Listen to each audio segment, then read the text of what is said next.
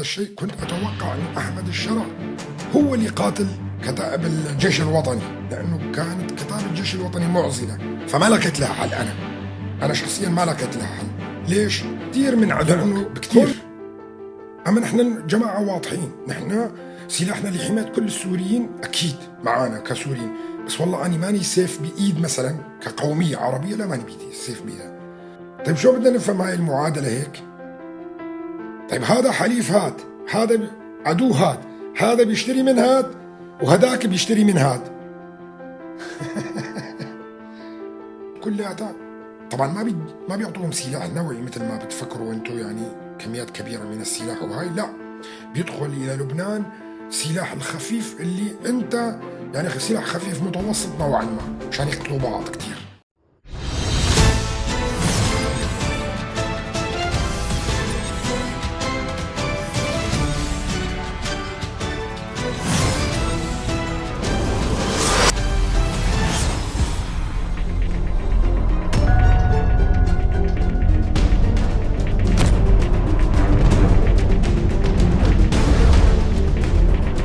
لكل الأخوة والأخوات اللي دخلوا معنا اللايف، تحياتي لكم كل باسمه ورسمه. أنا كلامي كان قبل شهور عندما كنت أقول أن الأتراك مرغمين على الانسحاب من سوريا، وكنت أقول التوازنات الدولية حسب فكري أنا وحساباتي أنا الشخصية، وقتها كان كله كلام شخصي، وكنت أقول الأتراك لابد لهم من الانسحاب وغير هيك لن يقبل أبدا.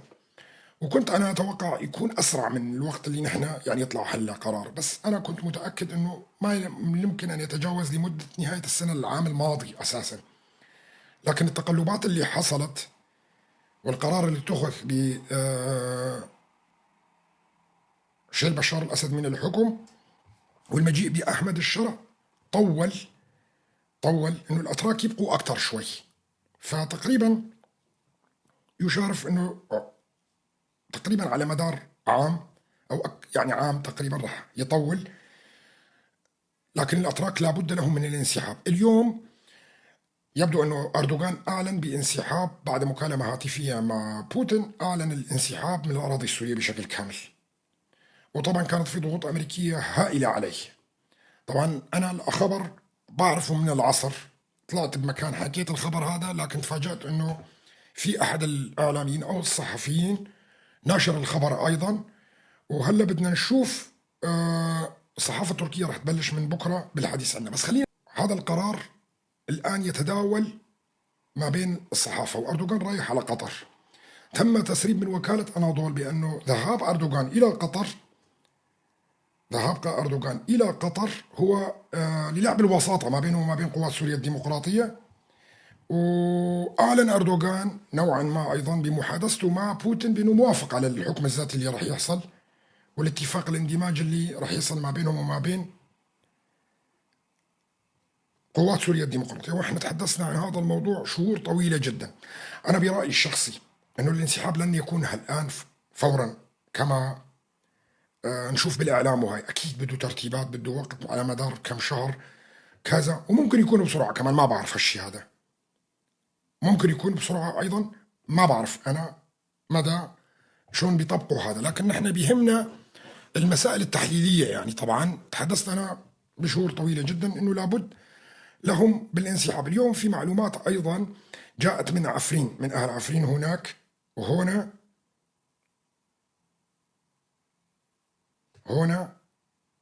معلومات ميدانية بأنه تم إبلاغ كل الكتائب الموجودة هناك بتسليم كل البيوت والعقارات الذين استولوا عليها لمدة أقل شيء 15 يوم. بعد ال 15 يوم كل من لم يسلم البيوت اللي سكنوا فيها والأراضي اللي أخذوها والكذا ما سلمها للدولة سيحاكم محاكمة ويدفع تعويضات. عندي خبر انسحاب تركيا، عندي خبر حل كتائب الجيش الوطني، طلع قرار بحل كتائب الجيش الوطني من الأتراك نفسهم، واللي انضم إلى الهيئة انضم إلى الهيئة، واللي ما انضم إلى الهيئة لازم يسلم سلاحه، واللي ما انضم إلى الهيئة لازم يسلم سلاحه خلال مدة تتراوح بين 30 يوم فقط. يعني 30 يوم لازم يسلحوا، هاي الأخبار من الأرض، من الميدان. ما مدى صدق هاي الأخبار كلياتها؟ من عدة مصادر، وأنا ما بقول أخبار بالعادة ولا تسريبات ولا أي شيء، لكن يبدو أنه الموضوع منتشر بشكل كبير بيناتهم، فيتحدثون بهذا الموضوع بشكل كبير. أنه طلبة اليوم كان موجود الهيئة وأحد الولاة الأتراك أيضا، واجتمعوا بقادة الكتائب اللي موجودين في عفرين والأهالي أيضا، وصدرت القرارات، والتركي وصل القرار أساسا للكتائب المنفلتة اللي موجودة هناك. يعني الهيئة راحوا مع الأتراك لحتى الأتراك يبلغوا هؤلاء، لأنه هذوليك لو رايحين الهيئة أكثر من مرة بلغوهم الهيئة، هذوليك الثانيين ما التزموا بالتعليمات اللي الهيئة قالت لهم إياه. فلذلك جاء الأتراك اليوم، الوالي التركي بنفسه أبلغ الأهالي الموجودين في عفرين. طبعا الأمر لا ينطبق على عفرين وحدها، لا، على كل الريف الشمالي. طبعا مثل ما قلت لكم، قصد رح تبقى ككتلة. هلا الخطط المستقبلية وهي أتحدث فيها اليوم، طبعا أنا متحدث فيها كلها 3 تعرفوها، وحكيت لكم عن هذا الموضوع، لأنه يتم الترتيب الآن، لأنه القوات اللي مع أحمد الشرع قسم منها اللي هو مسيطر عليها بشكل كبير مع قوات سوريا الديمقراطية وبإدارة التحالف الدولي، ستقوم بمحاربة الأذرع الإرهابية، لكن كانت المعضلة هناك الكتائب المحسوبة على تركيا. فلذلك طلب من الأتراك بأنها تحل تلك الكتائب وترفع يدها عنها.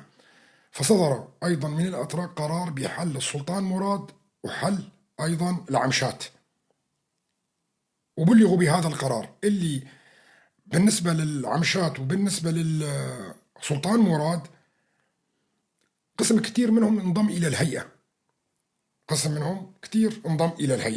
والقسم الباقي اللي ما انضم إلى الهيئة وما قبلته الهيئة، لأنه الهيئة ما قبلت كلياتهم، كانت تقبل أعمار صغيرة وكانت تقبل يعني ناس وناس حقيقة. وكنا نشوف نحن التذمر اللي موجود عند تلك الكتائب وصفحاتهم دائما، انه ليش ما بيقبلوا كل اعضائنا الموجودين. فطلعت فضيحه سيف ابو بكر امبارح كمان، انه اكل رواتب تبع الجيش الوطني اللي اتراك بعتوها لاخر فتره. فيبدو انه القرار صدر اليوم من الاتراك انه نحل كل هاي الكتائب بطلب، مثل ما قلت لكم، بوتين تليفونيا من اردوغان. بوتين طلبها تليفونيا. شفنا المبعوث الصيني ايضا شدد اليوم بشكل كبير انه يجب محاربه التركستاني، وخصوصا التركستاني الشرقي اللي موجود على الاراضي السوريه. احمد الشرع ليست لديه اي منفذ حاليا، ويجب ان يطبق كل القرارات اللي طلبت منه قبل ان ياتي للحكم. تتذكروا انا الوحيد اللي قلت لكم اول ما سقط بشار الاسد، قلت لكم احمد الشرع جاي واساسا متفقين على كل شيء. اساسا هو جاي متفقين على تقسيم سوريا وفيدراليات، حكم ذاتي، بطيخ، كونفدراليات، مو مهم، بس المهم هو جاي وموافق على كل شيء. لكن المسألة مسألة ايش؟ مسألة وقت. لا يستطيع تنفيذ كل شيء، لا يستطيع تنفيذ ابدا. وتحدثت لكم عن المرحلة 3 بي، قلت لكم ما عنده حل الا في ال3 بي بوقتها، انه يتحالف مع قوات سوريا الديمقراطية والتحالف الدولي ويبدأ بمحاربة الكتائب الإرهابية الموجودة. لكن كنت أتوقع، وأنا أعترف بهذا الشيء، كنت أتوقع أنه أحمد الشرع هو اللي قاتل كتائب الجيش الوطني، لأنه كانت كتائب الجيش الوطني معزلة، فما لقيت لها حل. أنا شخصيا ما لقيت لها حل.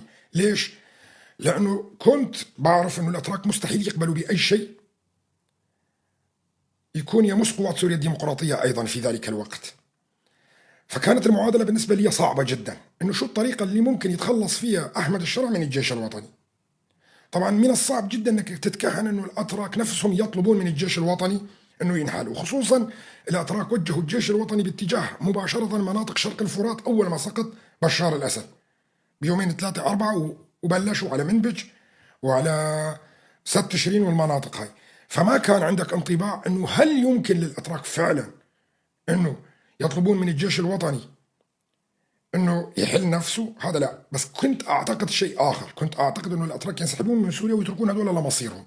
فهنا شو بده يصير؟ احمد الشرع ممكن يقاتل الجيش الوطني، نعم ممكن يقاتل الجيش الوطني. صراع على السلطة، صراع على المعابر، صراع على ال على المعابر اللي مع تركيا، صراعات على السيطرة على مناطق. ممكن يصير هذا كلياته، لكن ما ذكرته أنا حقيقة، الهاي ما ذكرتها. لكن كنت متأكد لابد أول شيء من قبل أنه أحمد الشرع وقوات سوريا الديمقراطية بقيادة الولايات المتحدة الأمريكية وفرنسا وأمريكا التحالف الدولي أنها تحارب الإرهابيين، لابد أن يكون في حل الكتائب الجيش الوطني بالأول. هذا أمر طبيعي، صح ولا لا؟ شلون بده يجي طريقة الحل؟ يا أما صراع وحرب ما بين أحمد الشرع وتلك الكتائب والجيش الوطني، أو تحالف أحمد الشرع مع قوات سوريا الديمقراطية والتحالف الدولي وضرب كتائب. بس هنا راحت الدفة إلى مكان آخر، لأن هم بدهم يحاربوا حصرا التنظيمات الإرهابية المحسوبة على تنظيم القاعدة. فهنا معضلة كانت، يعني حقيقة كمعضلة بدك تفكر شلون بده يصير هذا الموضوع. اليوم اتضح أنه الأتراك تخلوا عن الكتائب الجيش الوطني سابقا والكتائب التركمانية. وتتذكروا كثير أنا قلت لكم ترى التركمان أكثر من سيكون خاسر في المعادلة القادمة. وطبعا صار يدفعون ثمن غالي جدا، وأنا حاكي هذا الكلام أيضا. وبدأوا التركمان الآن حسب المعلومات اللي جاية من الميدان أيضا بتصفية أمورهم والانسحاب، بده كله يروح على تركيا. وأساسا هم كلياتهم كذب، ما بيطلعوا 5-6 آلاف حقيقة. لكن التركمان الثانيين موزعين بسوريا كلها 150,000. لكن اللي كانوا متحكمين لفترة طويلة جدا بالجيش الوطني وبالسوري ما بيطلعوا، تعدادهم بضعة آلاف حقيقة. هؤلاء من السهل جدا تصفيتهم وبأي شكل من الأشكال، يا بيطلعوا على تركيا مثل ما قلنا لكم، اللي ماخذ عنده جنسية وعنده جنسية. ليش التركماني كان يطلع دائما بيقول لك أنا سيف بإيد العرب، أنا كذا؟ لأنه بيعرف إنه حجمه زفت، وبيعرف إنه حجمه صغير جدا، وما بيقدر يكون إلا ذيل، مو حتى سيف، مشان نكون واضحين. تركماني دائما كان يطلع وبيقول لك نحن الوطنيون الشريفون الوحيدين الموجودين في سوريا، لأنه نحن ما عم نطالب بإقليم، ما نطالب بشيء آخر. كانوا يقنعوا العرب بالطريقة هاي، لأنه هن عارفين أو أساسا حجمهم لا يخولهم أنه يفتحوا مدرسة ابتدائية. فأقول لكم يا بصراحة، مو حكم ذاتي ولا فيدرالية ولا بطيخ مبصمر، هم عارفين حجمهم. فهي الخطابات اللي كانت تطلع للعرب وكذا وهي، لأنه عارفانين أنه ما قادرين يسووا شيء. لو أنه التركمان حجمهم كبير وقادرين فعلا أنه يعملوا إقليم أو ينضموا لتركيا وياخذوا أراضي، كان عملوها من زمان وقبل الكرد وقبل كل الناس الثانية. لكن باعتبار أنك ما تحصل وما قادر انك تعمل هذاك الشيء، لا بمشي بالتيار الاخر اللي بوهم العرب كلياتهم انه انا الاشرف واحد الموجود، وانه انا الجندي تحت الطلب اللي بتستخدموني متى تشاءون. يعني شو معنات نحن سيف بيد العرب؟ يعني انا جندي سيف، باي وقت العرب بده ايانا نحن جاهزين نحارب كمرتزقه، كايش ما بتحسبوه احسبوه. لكن في العلوم العسكريه بتسموهم نحن مرتزقه حقيقه. وهي انا ماني سيف بيد حدا، انا ماني سيف بيد العرب، وانا ماني سيف بيد الترك، ولا اني سيف بيد اخواننا دروز، ولا اني سيف بيد العلويين، ولا اني سيف بيد، انا سيف بيد نفسي بس. نحن ككرد سيوف بايدي انفسنا ولحمايه شعبنا فقط. اما هاي الشعارات اللي بيقولوها هم كاذبون، وشعارات لا يعني ما بتروح الا على الغبي اللي كان بيصدقهم. بس مشان نكون واضحين بهذا الموضوع، والأخوة العرب كمان يسمعوني الآن ويعرفون حقيقة هذا الأمر. نحن جماعة ما بنكذب. اللي بيضحك عليك ويخدعك هو أضرب بكتير من عدوك بكتير. أما نحن جماعة واضحين، نحن سلاحنا لحماية كل السوريين أكيد معانا كسوريين. بس والله أنا ماني سيف بإيد مثلا كقومية عربية، لا ماني بإيدي سيف بإيدها، ولا أني سيف بيد الترك، ولا أني سيف بيد الفرس، ولا أي قوم موجود في العالم كلياته. أنا سيف بس بيد قومي. ولما نحن نقول قوات سوريا الديمقراطية هنا نقول العرب والكرد وكل اللي موجودين معاه والسريان وغيره وغيره، وكل الأصناف اللي موجودة معاه، كله سيف لحماية الأقوام الموجودة معاه. لكن نحن ما لنا تبعية لحدا، وما بنقبل بهذا الذل اللي بيتحدث فيه هو والأبواق اللي موجودة التركمانية اللي كانوا بيضحكوا على العرب فيها. يعني عملوا فتنة على مدار 10 سنوات، 12 13 سنة، كلياتها بالفترة اللي فاتت، وشفتوا شقد من العرب الجربانين الهبل يلي انخدعوا فيها وطلعوا يسبون ويشتمون ولسنوات عديدة جدا. شو طلع آخر شيء؟ تركي تخلى عنهم ورماهم كما ترمى القمامة. مين اللي خسر بالهاي؟ مين اللي خسر بالنهاية بهذا الموضوع هذا كلياته؟ هؤلاء اللي كانوا مصدقينهم من العرب حقيقة. بقول لهم أنا ما بقول عرب، لأنه هذول كلهم مستعربين، لأنه هذول ما عرب حقيقيين، هذول مستعربين. العرب الحقيقيين ما بي بيتصرف مثل التصرفات اللي يتصرفوا. نحن نعرف أنه العرب أهل قيم وأهل أخلاق ما بيشتم ولا أي شيء، وبالعكس يعني احنا عاشرناهم ونعرفهم كلياتهم. حتى كان ثقافة غريبة دخلت على الشعب السوري، ثقافة كانت ثقافة عثمانية قذرة، ثقافة تركمانية اللي كانت قذرة كأصولهم القذرة طبعا، اللي دخلوا على المنطقة ثقافة الشتم والسب والفتنة وهذا، واللي الحرب اللي كانوا بيعملوها ما بين العرب والكرد والمكونات كلياتهم. فهاي الثقافة هي ثقافة دخيلة، ما أنا ثقافة السوريين ولا ثقافة الشعوب العربية الموجودة في المنطقة كلياتها. وأجبروك أنك تنزل إلى مستنقعهم، لأنه الخنزير بده يجرك دائما إلى الوحل. ليش؟ لأنه بده إياك يوسخك مثله. ودائما كنت أقول لشبابنا كلياتهم لا تنجروا مع الخنازير إلى المستنقع، صارعوا الخنزير خارج المستنقع، لأنك تستطيع قتله بكل سهولة في خارج المستنقع. لكن إذا نزلت إلى المستنقع بدك تتوسخ مثله بالطين.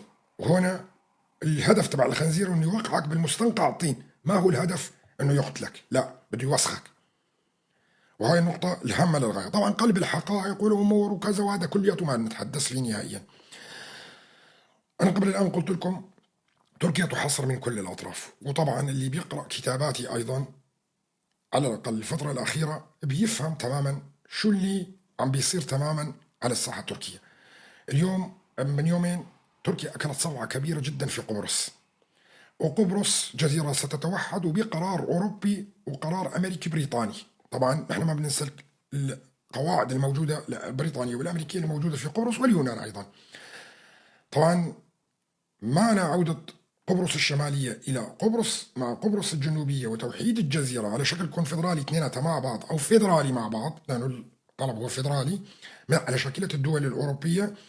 وفشل أردوغان في إقناع الشعب القبرصي الشمالي أنه ينضموا إلى تركيا. وهنا فيها خسائر جيوسياسية بحرية هائلة بالنسبة لتركيا، وخصوصا مسألة ترسيم الحدود البحرية. فتركيا شوف خنقت الآن في ليبيا، وخنقت بعلاقتها مع الجزائر أيضا، لأنه الامتداد البحري ورسوم الخطوط البحرية وكذا صار ما بقي في تركيا نهائيا. سقوط قبرص من يدها ومن دون طلقة واحدة هذا يعني خروج تركيا بشكل كامل من أفريقيا ومن شمال أفريقيا، وعلى رأس ليبيا أيضا، لأنه بعد الموضوع لم يعد مجدي. يعني كل الشغل اللي كانت تشتغله تركيا خلال السنوات اللي فاتت وفي ليبيا وفي الدول العربية ومصر أيضا، طبعا مصر سقطت بكل سهولة. يعني كان الخطة أنه يكون مصر وليبيا والجزائر وتونس كلها تكون تابعة لزعيم حركة أخوان المسلمين العالمي هو أردوغان، لكن استطاع الجيش المصري وقتها بإسقاط أحد الأضلاع المهمة وهي مصر، لأنه هي مصر من أكبر الدول اللي موجودة في الشرق الأوسط. وبالحقيقة مصر لها دور إقليمي هائل جدا ما حدا ينسى، ما حدا ينسى. هي ربط نافذة إفريقيا على كل أوروبا، وهذا الشيء معروف على المتوسط، وهذا أمر هام للغاية ما لازم ننساه. طبعا أنا كل هذا تحدثت فيه بالسنوات اللي فاتت كلياتها، تحدثت هذا بالسنوات اللي فاتت كلياتها. الآن الخطة كالآتي. طبعا لسه امبارح أو أولت امبارح كان لما حطيت التسجيلات، تتذكروا حطيت التسجيلات وفي أحد التسجيلات قبل 3 سنوات كنت أتحدث عن محاصرة تركيا. طيب حاصروا تركيا من اليونان ومن بلغاريا ومن جبهة البحر الأسود وإلى الدول القفقاز الشرقية، أرمينيا وأذربيجان وغيرها وغيرها. طيب ظلت نافذتها الجنوبية شلون؟ اللي موجودة النافذة الجنوبية هي في سوريا والعراق. طيب ما تبعيات هذا الامر ايضا؟ مثل ما قلت لكم الموضوع راح ياخذ شويه وقت لبين ما ينسحبون. اكيد هلا بدنا نشوف بالاعلام تصريحات وكذا وبده يبرروا، اكيد راح يبرروا بشكل كبير انه نحن انسحبنا من سوريا لانه حققنا اهدافنا، نحن انسحبنا من سوريا لانه قضينا على قوات سوريا الديمقراطيه واندمجت مع الجيش السوري كما كنا نريد. طبعا هيك راح يكون التفسيرات تبعيتهم. الكذب الاعلامي والشو الاعلامي اللي بيعمل منه اردوغان دائما نصر داخلي، ويوهم شعبه انه شوفوا انا انتصرت، انا خليت قوات سوريا الديمقراطيه من دون ما اطلق رصاصه واحده تندمج مع الجيش السوري. ما صار حكم ذاتي مثل ما كان يهدد دم دم هذه يهدد تركيا، هيك بده يحكي بالطريقه هاي. طبعا نحن شفنا العواء اللي حصل من كبير ذئاب اللي هو بخشي من يومين ثلاثه ايضا، ولما طلب من الجيش التركي في الخفاء انه يضم جزيره قبرص بشكل سريع الى تركيا. طبعا فلتان الامور من ايده، هذا اكيد فلتان الامور بايده هذا اكيد. وهي التصريحات كلياتها هي تصريحات نابعه عن الم شديد جدا، هذا امر طبيعي. نفس التصريحات اللي كنا نسمعها بالفتره اللي فاتت على ايش؟ على القائد عبد الله أوجلان، اللي الزعيم الذئاب الذي لا يؤمن سوى بالعرق التركي، اللي يعني زعيم حركه ذئاب الرماديه، الذئب الابيض الاول يعني كانوا يسموه هذا، يخرج ويتحدث عن الحقوق الكرديه ويتحدث عن القائد عبد الله أوجلان انه لازم يجي على البرلمان وياخذ دور. هلا التصريحات بدها تتغير ايضا بشكل كبير. راح نشوف انه التصريحات راح تظهر انه عبد الله أوجلان ما كان ارهابي، لا، انه انسان سياسي كان، وهاي ونحن كنا على خطأ واعتقلناه، وهو اللي راح يحل القضية الكردية اللي موجودة وراح يوحد تركيا كلياته، وهو بالاساس تركيا راح يتحدثوا بهاي الطريقة مشان تعرفوا ايضا. فانا بحسب الحسابات هاي كلياتها. فلا تتفاجئوا اذا طلع باخشلي من بعد كم يوم وكثير من الاتراك وقال انه عبد الله أوجلان هو تركي ويبحث عن وحدة تركيا وهو زلمة وطني ايضا. لا تستغربوا من هذا الموضوع. فلانه الخطر الخطر على تركيا اصبح واضح جدا.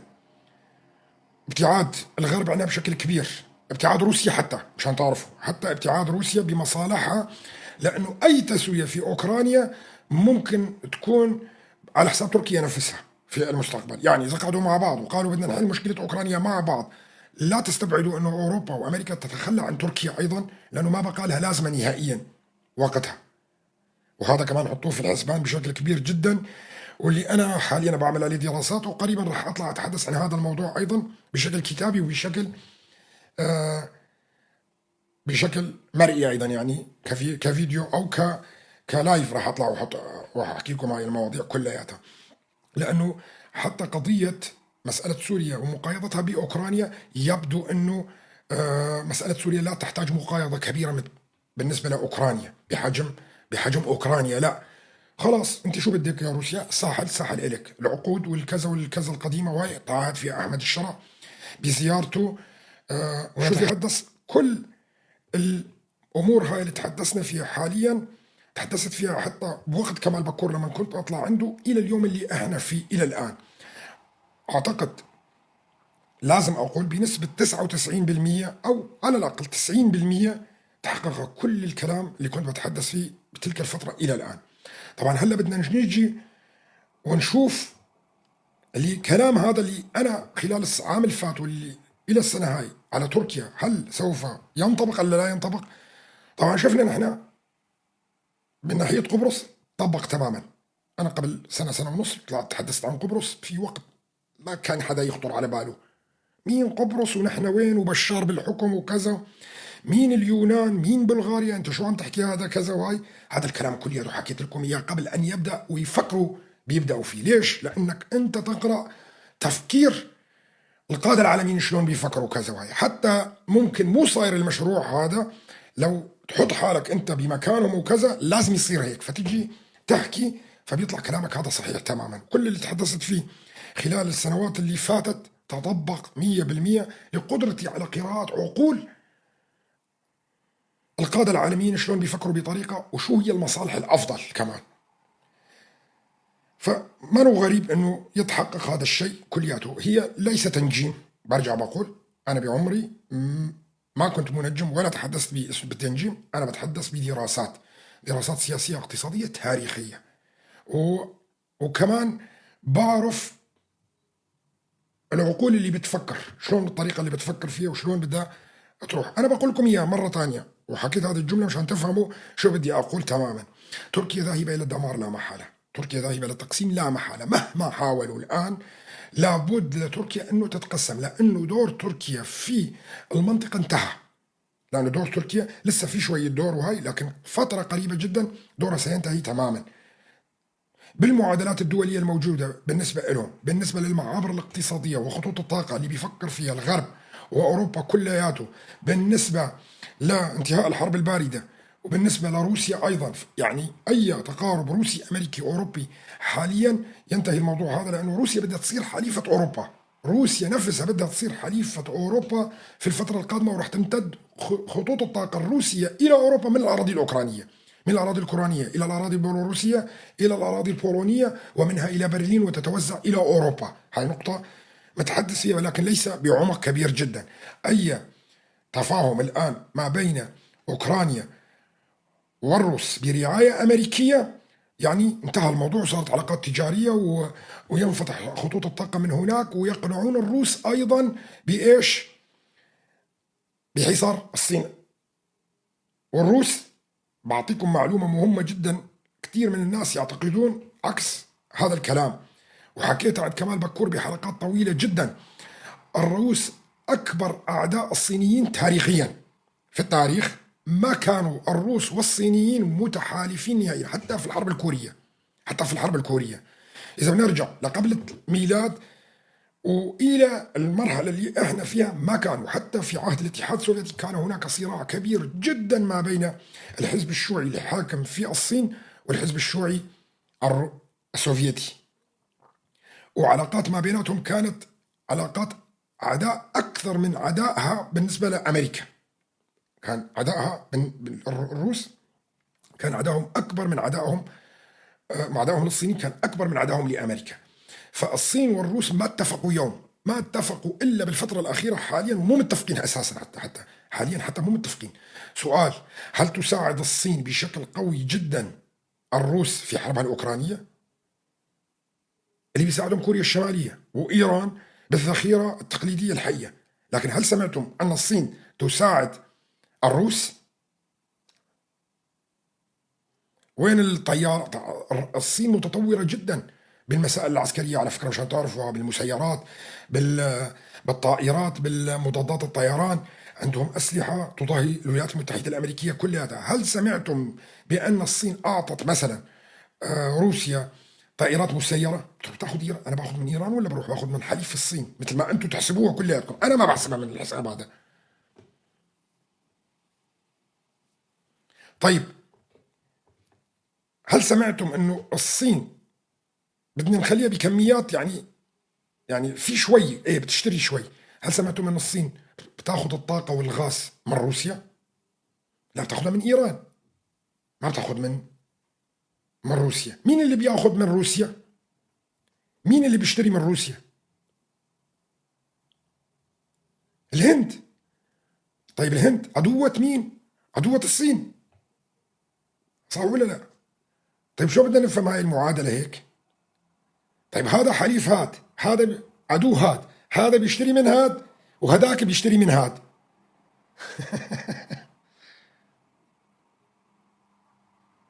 وبالسياسه وبالاعلام مين؟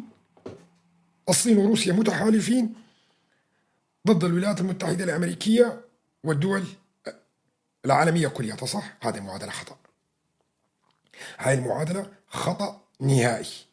وامبارح بالتسجيل أيضا القديم قبل 3 سنوات أو 4 سنوات كنت أتحدث عن هاي النقطة، كنت أقول بالتسجيل، سمع كثير منكم كان موجود، بعمرها الولايات المتحدة الأمريكية ولا الاتحاد السوفيتي ولا حتى روسيا كانوا أعداء، بعمرهم ما كانوا أعداء نهائيا، وهم متفقين في كل النقاط الموجودة في العالم، متفقين في كل النقاط باستثناء بعض النقاط. وكانت هي قبل الحرب الأوكرانية. قلت لكم مثلا في أوكرانيا،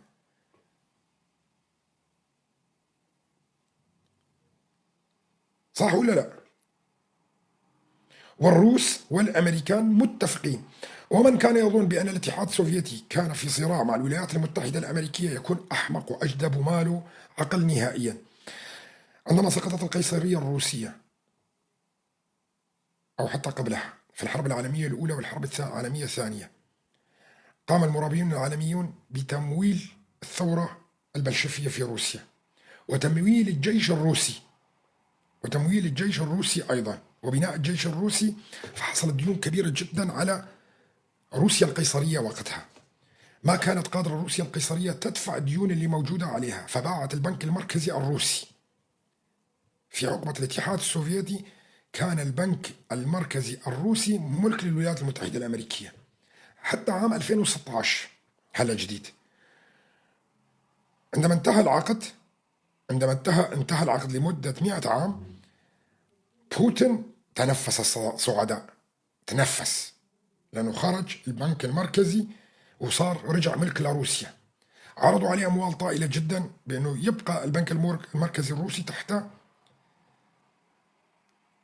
حكمهم،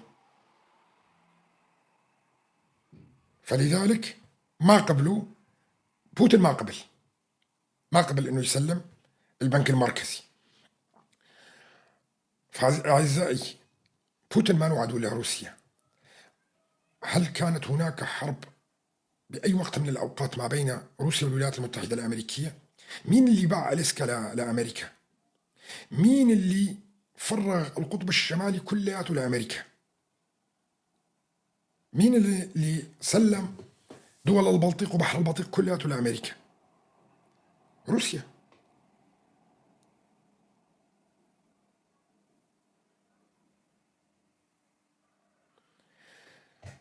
نرجع للموضوع الأساسي. شرحت لكم هاي المسألة مشان تفهموا الموضوع تماما، بأنه أساسا دور تركيا انتهى في المنطقة كلياتها، وأي تسوية تحصل في أوكرانيا ممكن يكون الثمن تقسيم تركيا. ليش؟ مين يقدر يقول لي ليش؟ صار لكم 2 3 4 تتابعوني، ترى هاي الأمور كلياتها شرحتها حتى ما تنطلق من تركيا أي معابر اقتصادية باتجاه أوروبا وباتجاه الشرق الأوسط نهائيا. ليش؟ لأنه أساسا إذا انحلت المشكلة الأوكرانية، الروس رح يمدوا خطوط الطاقة كلياتها من عبر الأراضي الأوكرانية أقصر بكثير إنك تلف اللفة على تركيا والبحر الأسود وتطلع إلى أوروبا.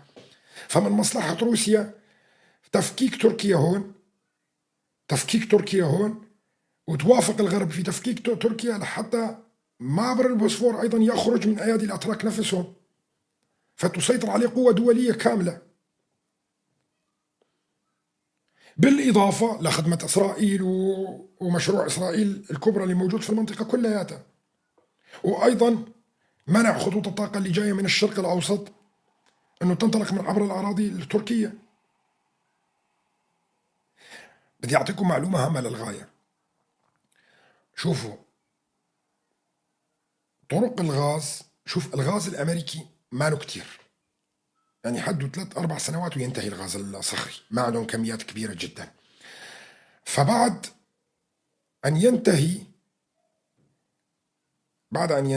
الغاز الأمريكي ستحتاج أمريكا غاز، وأمريكا عم تلعب على الطريق الإسرائيلي اليوناني عبر البحر المتوسط ومنها إلى الولايات المتحدة الأمريكية لتقليل تكاليف النقل بشكل كبير. بدي أقول كلام هام للغاية. الشعوب دائما بتكون غير صبورة، يعني ممكن يطلع لي واحد هلا شو عم تحكي، أنا بدي اليوم شو بده يصير، هذا الكلام كلياته ليش بكرة ما يتطبق، يفوق بكرة والعصر بيقول لي ما صار هذا الكلام. سيدي العزيز، بالنسبة للسياسات الدولية ساعتهم وساعتك لا تشبه بعض. هذا الكلام حكيته بمكان اليوم كمان. شلون ساعتهم وساعتك ما بتشبه بعض؟ الساعة عندك مو مثل الساعة اللي هم عندهم. الساعة اللي عندهم ممكن الساعة تعادل العام الموجود عندك أنت، وهذا نقطة بدك تفهمها. يعني الساعة عندهم بمقياس العام موجود عندك أنت، يعني بالنسبة لهم السنة لا شيء كساعة عندك. هون هاي بالنقطة اللي ما حدا عم بيفهمها، لأنه تعال فهم واحد حتى لو دارس جامعة يعني، بس ما له علاقة بالمسائل السياسية بشكل كبير، لأنه كل العلوم تختلف عن بعضها البعض. يعني ممكن يكون دكتوراه بالطب البشري موجود معانا الآن، وهذا عقليته هو نفسه مثله مثل اللي ماخذ بكالوريا، أو مثله مثل اللي مهندس مثلا، ومثله مثل اللي ممكن يكون ما له دارس شيء بس مثقف. اللي موجود هم نفس الشيء، لأنه الجامعة بالطب البشري ما بتعلمك سياسة، والهندسة المدنية وهندسة الكهرباء وهندسة الكمبيوتر وكذا ما بتعلمك سياسة أيضا. فأنت ثمنك وثمن، يعني وزنك ووزن طالب البكالوريا اللي نوعا ما مثقف، والمثقف اللي دارس كثقافة يمكن يغلبكم أنت والمهندس والدكتور مع بعض أيضا. ليش؟ لأنه العلوم السياسية أمر مختلف تماما. فمو كل واحد دكتور معناته خلاص سياسي، لا، ومو كل واحد مهندس معناته هو سياسي، لا، لأنه السياسة علم منفصل تماما، هو يأخذ من كل العلوم ولا يعطي علم. شلون؟ أنا أقول لكم شلون. هلا في عندنا مثل دائما شو بيقول لك؟ بيقول لك الرياضيات أوجدت الفيزياء، لكن الفيزياء طورت الرياضيات، مرتبطين ببعض. الفيزياء، علاقة الفيزياء والكيمياء علاقة متداخلة جدا. ليش؟ لأنه الكيمياء هي أساسا طورت الفيزياء بشكل كبير وفهمتنا الفيزياء نوعا ما. هل تستطيع فصل الفيزياء عن الكيمياء؟ ما بتقدر. ولا تستطيع فصل الرياضيات عن الفيزياء، لأنه هي كلها معادلات رياضية أيضا، وعن طريقها ثوابت رياضية، وعن طريقها تستطيع حل المعادلات الفيزيائية وفهمها. طيب سؤال، مين اللي بيطور السياسة؟ ولا وحدة منهم. السياسة بتطور الكل، يعني السياسة تأخذ من الكل، ما بتعطي حدا. فلذلك هذا المفهوم اللي بقوله، السياسة هو أم العلوم، أم العلوم كلياتها. بدك تكون ملم بالتاريخ، ملم بالجغرافيا، ملم بالفيزياء، ملم بالكيمياء، ملم بالاقتصاد، وأساسية، اللبنة الأساسية أيضا. وبدك تكون متابع لكل شيء لحتى تقدر تطلع منها سياسة. فالسياسة أم العلوم كلياتها، بأم الفلسفة. من دون متابعتك للشركات والأسهم والأمور هاي كلياتها، وهي أمور اقتصادية، ما رح تعرف السياسة. من دون متابعتك للرياضيات وكذا، واللي التطورات اللي بتحصل وكذا، وهي ما رح تستطيع أن تتحدى السياسة. من دون ما تكون ملم جدا بالتاريخ والجغرافيا اللي بتحصل بالدول وكذا وهي، والتقسيمات اللي بتحصل، ما رح تكون متكامل في السياسة. فالسياسة علم واسع جدا، وش قد ما غرفت منه ما رح تاخذ كله، لأنه مثل ما قلت لكم بحر، ش قد ما غرفت منه ما رح تاخذ منه نهائيا. فكل أكبر سياسي في العالم يبقى أصغر تلميذ موجود في العالم.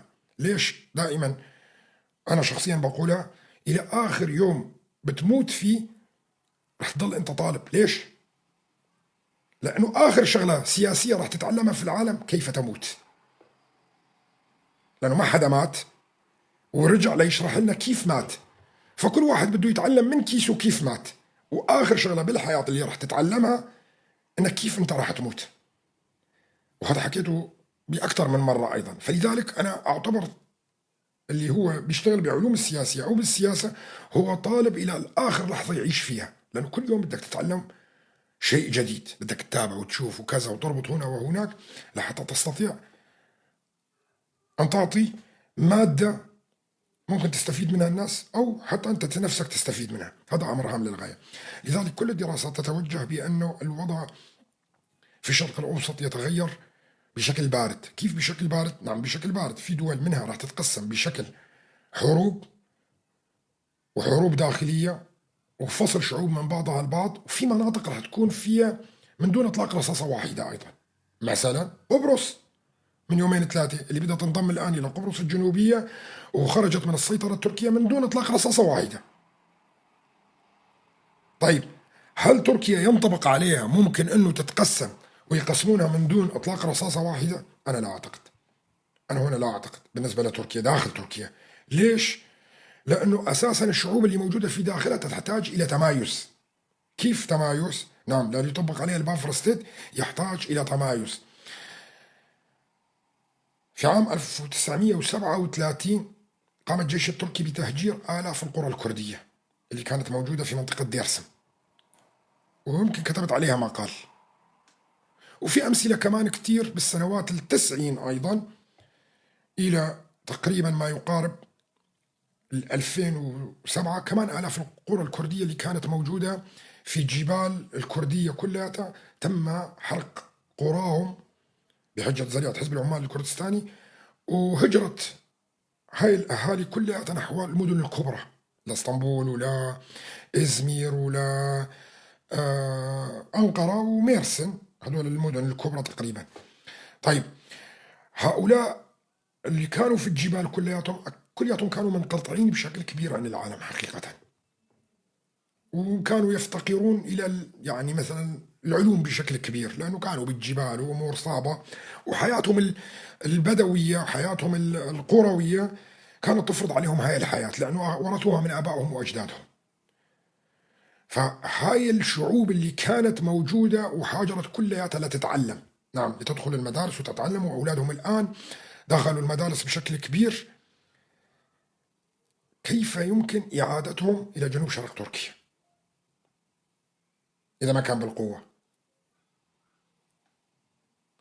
إذا المرحلة الأولى دفع هؤلاء نحو الداخل التركي، المرحلة الثانية إعادة هؤلاء إلى المناطق الكردية مرة أخرى. إذا هناك، أنا جبت مثال، طبعا عندك الأرمن مثال، وعندك اللاز اللي جاءوا أيضا من قرى والجبال اللي موجودة حول البحر الأسود كلياتها، هاي كمان كله ينطبق على الكل، لكن أنا ككردي جبت المثال على الكرد نفسهم.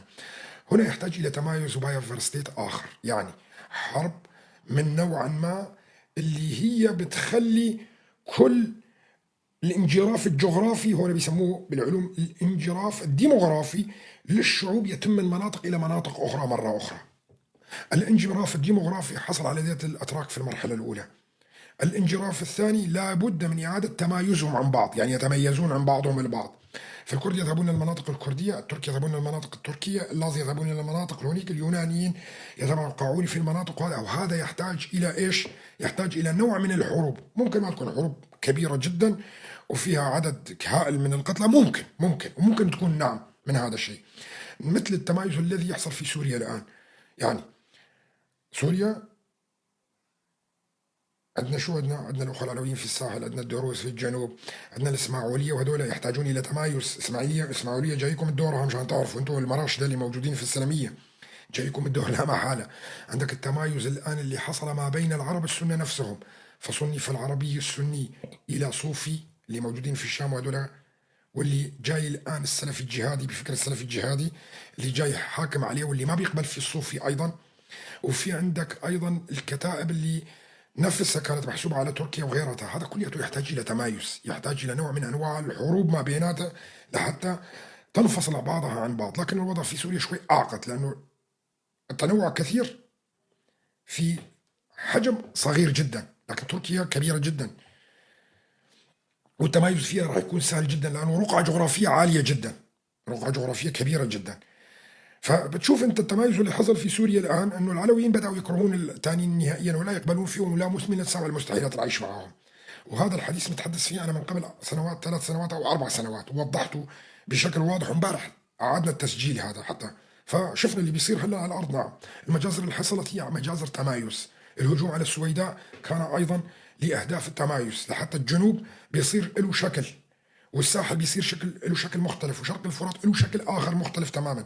الهجوم اللي حصل على عفرين واليوم اللي حصلت فيها ايضا هي نوع من انواع التمايز، ايضا يدخل نفس الاطار تماما.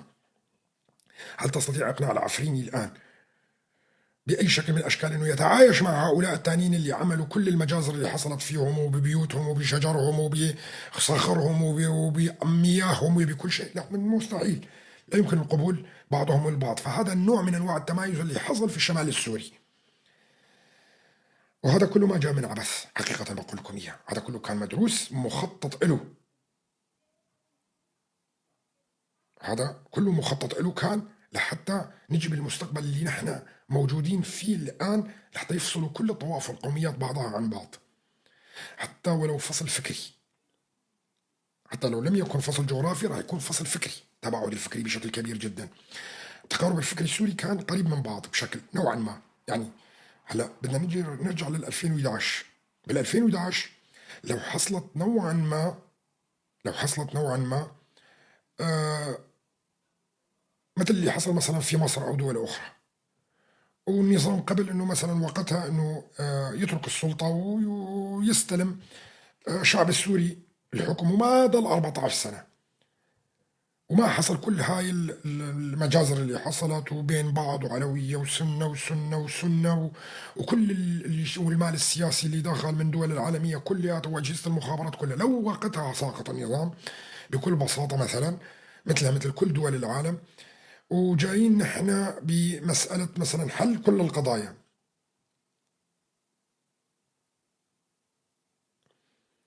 هل كان شفنا التمايز الفكري والكره الشديد ما بين الشعوب السورية كلها مع بعضها البعض؟ ما كان شفنا الشيء هذا، صح ولا لا؟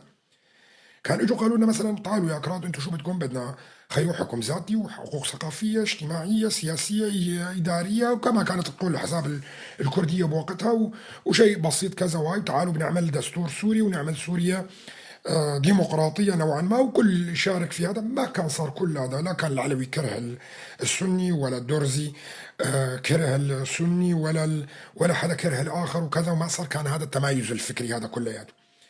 اذا التمايز الفكري حصل وكان مدروس على سوريا كلياتها. طيب هون بدنا ما نستثني لبنان ايضا من هذا الموضوع. شوفوا خلال الايام القليله اللي فاتت، انا بعرف شو بقول لكم، خلال الايام القليله اللي فاتت، يعني الاسبوع هذا واللي قبله، دخلت الاف القطع من الاسلحه الى طرابلس من جماعات الموجوده في سوريا الراديكاليه، وكثير من الاجانب المقاتلين الاجانب انتقلوا الى طرابلس خلال الفتره اللي فاتت من ضرب حزب الله الى الان.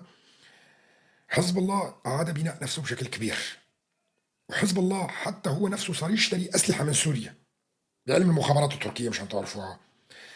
ففي لبنان الكل تسلح، الدروز تسلحوا أيضا، الدروز أيضا في لبنان تسلحوا، الكل تسلح. يعني نحن قادمين على منطقة حرب تمايز داخل لبنان، راح تضرب شرارة سوريا أيضا في الفترة القادمة. فراح تشعل حرب ما بين مين؟ ما بين جماعة طرابلس اللي محسوبين على الجهادية السلفية، وما بين حزب الله نفسه.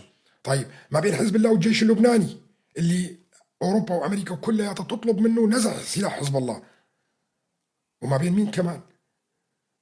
ما بين الدروز والسنة اللي موجودين في لبنان أيضا. وهون كله بده يصفي بعض لفترة طويلة جدا لحتى تتمايز المنطقة وتنقسم. يعني إذا انفصلت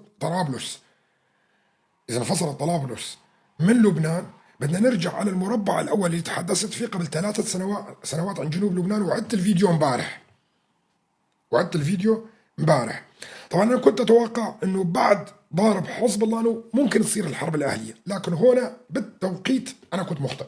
نعم أعترف أني كنت أنا بالتوقيت مخطئ. فدائما بقول لكم أيضا أنا بعطيكم المشروع، لكن التوقيتات اللي أنا ممكن أحطها ممكن ما تطلع مضبوطة، لكن المشروع هو سوف يطبق لا محالة. المشروع هو سوف يطبق لا محالة. فالآن هي مرحلة حرب باردة داخل لبنان، الجميع كان في مرحلة تسلح. أنا بقول لكم يعني الجميع الآن كان في مرحلة تسلح، كله بيشتري سلاح، كله بيدعم طرف، كله واقف ضد الثاني وينتظرون صافرة الحكم. عندما تنطلق صافرة الحكم ستبدأ الحروب بين العلويين الموجودين في لبنان والسنة في طرابلس والشيعة حزب الله مع جماعة طرابلس اللي مدعومين من مين؟ من الجهادية السلفية. طبعا انتم تتذكروا حركة شو كان هذا اسمه، الشيخ أحمد الأسير وجماعته كذا، وهاي اللي موجودين لسنوات طويلة جدا كانوا ينشرون الفكر الجهادي. وين؟ في طرابلس. لا، حركة أمل حركة شيعية هي قبل حزب الله.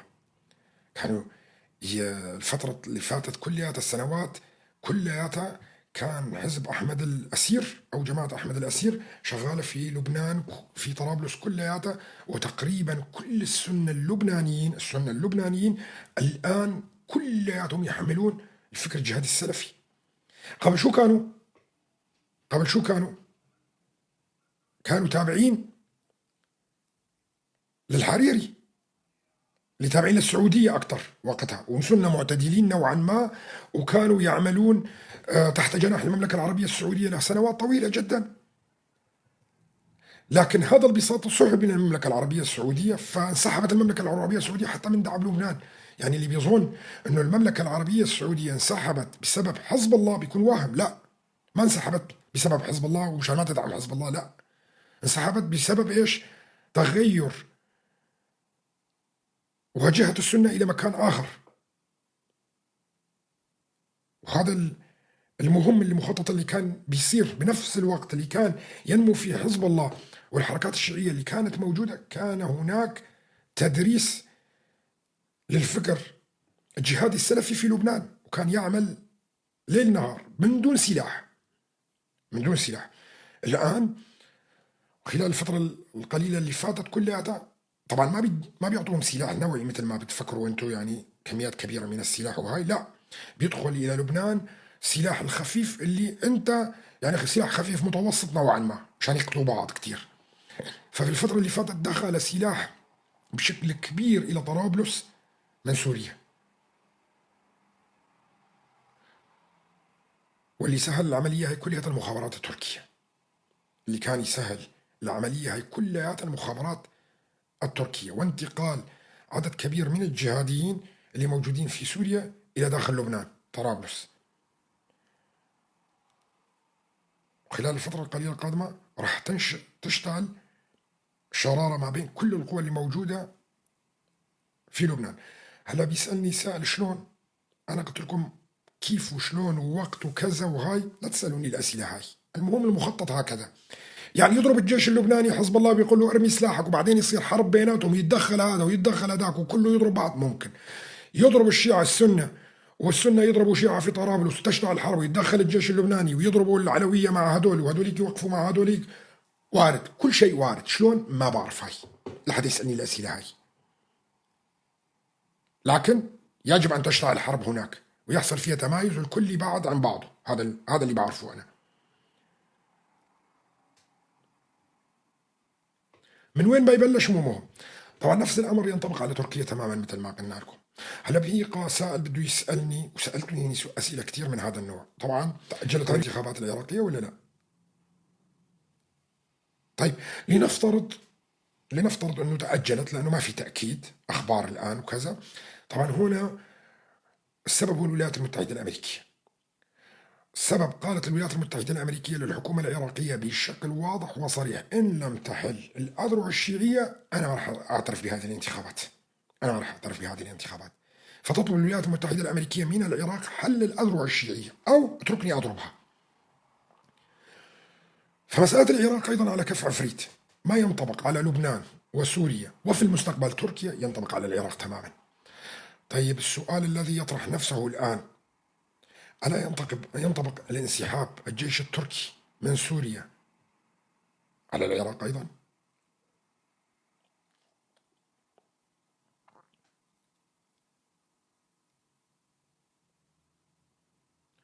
هذا ما سنتحدث فيه في وقت آخر.